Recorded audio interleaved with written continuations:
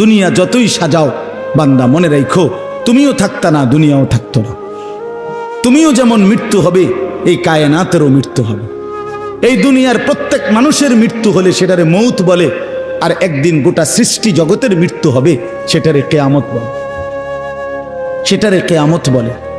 কেউ থাকবে না, আল্লাহ কথাটা বারবার মনে করাইছে। তোমার যেমন মৃত্যু হবে সৃষ্টি জগতেরও মৃত্যু হবে। ইজা সামাউন ফাতারাত ওয়া ইদাল কাওয়াকিবুন তাসারাত। আল্লাহ বলেছেন ইজা শামসু কুফিরাত। আল্লাহ তাআলা এভাবে বারবার বলছে ইজা সামাউন শাক্কাত, আসমান ভেঙে যাবে, চূর্ণ বিচূর্ণ হয়ে যাবে, তারকারাজি খসে খসে পড়বে, সূর্য চন্দ্র আলোহীন হয়ে পড়বে। আল্লাহ তাআলা বলেন ইদা রাজ্জাতিল আরদু রাজ্জা, জমিন পাউডারের মতো রেজা রেজা পাউডার হয়ে যাবে। আল্লাহ তাআলা বলছে পাহাড়গুলো তুলার মতো ধুলির মতো উঠতে থাকবে।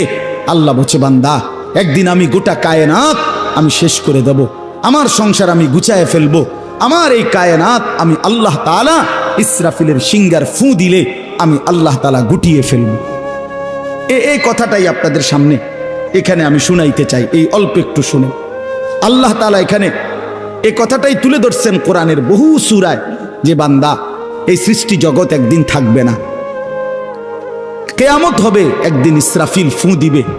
ইসরাফিল যেদিন ফু দিবে, কোরআনে এই বর্ণনাটা দুই ভাবে আছে। একটা হলো ইসরাফিল প্রথমবার ফু দিবে, আরেকটা হলো ইসরাফিল দ্বিতীয়বার ফু দিবে। ইসরাফিল মোট দুইবার ফু দিবে। প্রথমবার ফু দিলে জমিনের মধ্যে ভূমিকম্প শুরু হবে। আল্লাহ বলেন এই ভূমিকম্পটা গোটা পৃথিবী একসাথে, আমার সৃষ্টি পুরাটা একসাথে নড়বে। ইন্না জালজালাতাস সাআতি শাইউন আযীম। আল্লাহ বলেন বান্দা দুনিয়ায় বহু ভূমিকম্প তুমি দেখছো, তবে মনে রেখো কিয়ামতের ভূমিকম্প, ইসরাফিল ফু দিলে প্রথম যে ভূমিকম্প হবে, কিয়ামত সংঘটিত হওয়ার জন্য, গোটা সৃষ্টিটা ভেঙ্গে চুরে যাওয়ার জন্য, সেটা হবে বড়ই ভয়ানক।